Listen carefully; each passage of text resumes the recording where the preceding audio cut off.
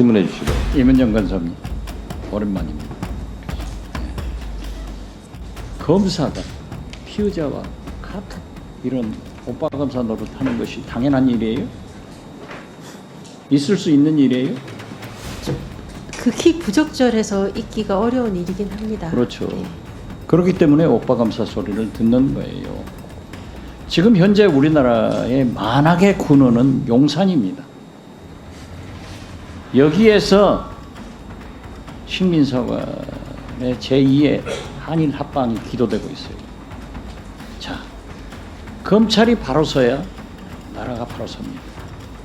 오늘 양평 공흥기업 관계 공무원들이 전부 무죄가 났습니다. 김건희 여사의 오빠의 통신연장 발부를 경찰에서 요구를 했지만 검찰에서는 빼버렸습니다. 그 결과라고 언론이 보도되고 있는데 이런 일이 검찰이 정당하다고 생각합니까? 안에서 듣는 풍문으로는 무죄나라고 어쩔 수 없이 기소하면서 무죄나라고 조사 안 하고 압수수색 계좌는 나중이라도 할 수 있지만 통화 내역 조회 안 하고 기소해서 무죄나서 기소했다고 해서 여당한테 정부한테 이쁨 받고 무죄 났다고 야당한테 이쁨 받아서 나중에 국회의원 된 어느 선배 이야기 이런 얘기는 안에서 꼭 있으니까요. 무죄나라고 눈치껏 기소하면서 무죄나라고 수사 제대로 안 한 경우가 없지는 않은 것 같아요. 그렇지 않습니까? 경찰에서마저도 김건희 여사의 오빠의 압수수색 영장을 청구했는데 검찰에서 안 했다. 지금 이문정 검사께서는 무죄나라고 그랬다고 하더라. 이런 얘기도 들린다고 하는데 이게 검찰입니까? 이게 나라입니까? 이게 대통령입니까? 네, 제가 그래서 검찰 개혁해야 된다고 계속 고소 고발을 그렇죠. 하고 그러고 있습니다. 그래서 오늘도 보면은 대통령께서 국회를 얼마나 무시하기 때문에 증인으로 신청된 모든 분들이 다 출석을 거부하고 이문정 검사님 한 분 나오셨습니다. 이게 나라입니까? 이렇게 대통령께서 국회를 무시해도 나라가 존재할 수 있겠습니까? 저는 윤석열 내외분이 과거에 만들어도 지금도 대통령과 정부를 동원해서 비호하고 있기에 국민이 진실을 밝히라고 분노하고 있다는 것을 알고 계십니까? 네. 그렇죠? 그런데 의혹 앞에 검찰도, 경찰도, 감사원도, 간호원도, 권익위도 모두 무너지고 있습니다. 심지어 권익위의 국장은 불행한 선택을 했습니다. 이게 나라가 살인시킨 거지 누가 시켰어요? 정의가 살아있는 나라에 있으면 이런 일이 있을 수 없습니다. 어떻게 생각하세요?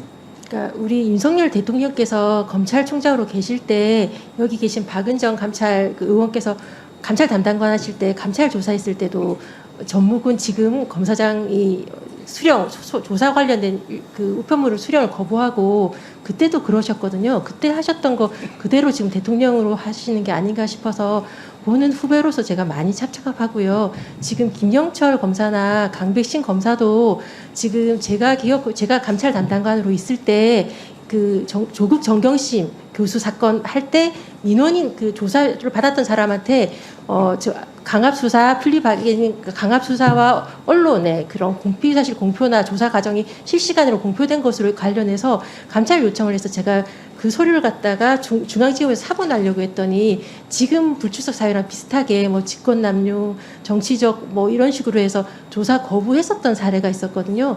그러니까 검사나 내지는 검사 출신들은 난 조사하는 사람이지 조사받는 사람이 아니다. 이런 오만한 자세가 그대로 드러나는 게 아닌가. 제가 늘 느끼지만 많은 국회의원분들은 검찰에서 조사를 받는 피의자 혹은 예비적 피의자, 잠재적 피의자 취급하는 게 아닌가 싶어서 국민들이 우리 검찰을 뭘로 볼까 싶어서 많이 참담하고 암담합니다. 그렇기 때문에 검찰은 어떠한 비리에 관련되더라도 진짜 국민이 볼 때 경징계에 불과합니다. 그러니까 공무원이기 때문에 검찰 자체 내에서 처벌을 하지 않기 때문에 최종적인 판단이 국회에서 탄핵으로 결정되는 겁니다. 이것을 거부하고 마치 이재명 대표하고 무슨 관계가 있느니 보복이니 하는 것은 보복을 가장 잘하는 검찰이 국회를 향해서 대통령 백미고 하는 거예요. 그렇게 생각하지 않았어요? 저 같은 경우에는 아까 국민의힘당 의원분들께서 이 수사 관련해서 이재명 대표와 관련돼서 한 게 아닌가 이런 부분에 대해서는 이제 하는 탄핵에 대해서 때늦은 그러니까 것에 대해서 그런 것으로 인한 오해를 사고 있다고 생각하고요. 저는 탄핵이 예컨대 어미중 검사 탄핵 등등과 같이 검찰이 제 식구 감싸기가 너무 노골적이었을 때 그때 좀 탄핵이 제때제때 이루어졌으면 이런 말이 없지 않았을 텐데 좀 너무 아쉽고 지금이라도 이루어진 것이 다행이라고 생각하고 있습니다. 연히 검찰총장이 중앙지검장한테 이 새끼 이런 얘기를 쓸 수 있는 검찰이 있습니까? 우리 윤석열 대통령께서는 그렇게 하십니다. 그래서 검찰 개혁을 부르짖고 그래서 잘못된 검사를 국회에서 탄핵하자는 겁니다. 저는 김영철 검사하고 저축은행 관계에서 악연이 있습니다. 그렇지만 제 고향 후배이기 때문에 그 이름도 안 부릅니다. 잘 되기를 바랍니다. 재판받을 때 제가 얼마나 화가 나서 자리에 가서 당신 다음 변호사 개업한다고 하면 내가 꼭 꽃 가지고 갈 테니까 연락해 주라. 제가 무죄 났습니다. 이 검찰이 도대체 제의를 해야지 이렇게 보복적 일을 하면 안 된다 하는 말씀을 드리면서 이러한 것을 하기 위해서 검찰의 최종적인 처벌을 위해서 탄핵을 하자는 것이고 또 개혁하자는 것인데 제 의견은 어떻게 생각하세요? 검사의 직무상 범죄에 대해서 공소시효가 없었으면 좋겠는데 공소시효가 있는 이상에는 탄핵의 시효가 없으니까요. 잘못한 검사는 반드시 처벌받아야 한다고 생각합니다. 자, 여기서부터 잠시만 주목해 주시기 바랍니다. 제가 구독자분들을 위해서 깜짝 선물을 하나 준비했습니다. 제가 항상 여러분들께 뭐라고 말씀드렸나요? 뉴스만 평소에 잘 챙겨보셔도 돈이 된다, 돈을 벌 수 있다고 말씀드렸는데요. 자, 여기 보이는 각종 뉴스, 코로나, 러시아 우크라이나의 전쟁, 엔비디아의 실적, 트럼프와 김정은의 관계 등등 이러한 뉴스를 보게 되면 여러분들은 어떤 생각이 드시나요? 그냥 뉴스만 보고 끝내는지 아니면 이 뉴스를 어떻게 이용할 수 있는지 이 부분을 고민하고 계시는지를 되물어보고 싶습니다. 그 이유가 뭐냐 하면 제가 지난 1월 여러분들께 뭐라고 말씀드렸나요?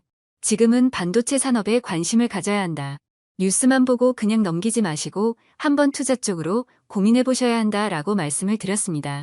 그리고 나서 이런 썸네일을 유튜브나 뉴스를 통해서 많이 보셨을 텐데요. 이런 반도체 산업이 이슈가 되었을 때 부자들은 어떻게 생각한다고 했나요? 반도체와 관련된 투자 수단은 뭐가 있는지, 어떤 주식이 가장 좋은지, 어디에 투자해야 돈이 몰리는지 자연스럽게 생각한다고 제가 말씀드렸죠. 그 이유가 부자들이 봤을 땐 이슈가 돈으로 이어지고 그 이슈가 나에게 돈을 벌어준다는 경험적 확신이 있기 때문에 부자들은 항상 이런 사회적 이슈와 돈의 흐름을 관심 있게 쳐다본다고 제가 말씀드렸는데요. 이번에도 마찬가지입니다.